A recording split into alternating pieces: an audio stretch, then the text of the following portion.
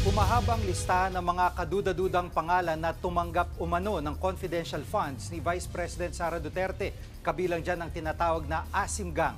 Nasa frontline balitang yan si Marian Enriquez.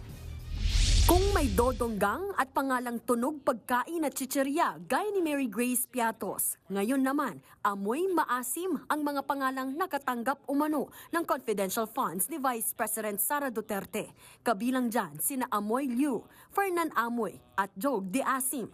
Sila naman ang tinaguriang Asim Gang. Galing po to sa sa listahan naman ng DepEd. So as confirmed by yung PSA po, walang birth certificate, walang marriage, saka wala rin pong death certificate. Kabilang sila sa mahigit 400 pangalan mula sa 600 recipients ng confidential funds ng Department of Education na walang record sa Philippine Statistics Authority. Ayon kay House Deputy Majority Leader Paulo Ortega, mapapalakas lalo nito ang kanilang ebidensya para sa impeachment laban kay VP Sara. Dagdag pa niya, hindi sapat ang depensa ng kampo ng bise na code names dahil nga confidential ang pinaggamitan ng pondong ito.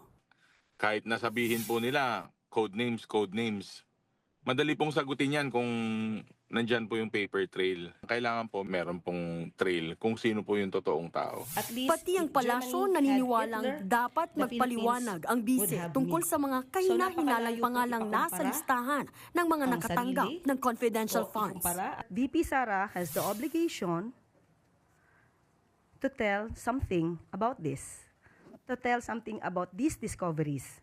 Marami na po ang naglilipa na patungkol sa mga peking resibo na di umano na issue po ng opisina po ni VP Sara. So, mas mabuti po, sinasabi naman po niya na dapat po tayo ay may transparency. Mas maganda po na mauna po siya. Nagbabalita mula sa Frontline, Marian Enriquez, News 5. Mga kapatid, Jiggy Manikad po, iba na ang may alam at may pakialam sa panahon ngayon. Para sa konkreto, kumpleto at komprehensibong balitaan sa Frontline, mag-follow at mag-subscribe sa social media pages ng News 5.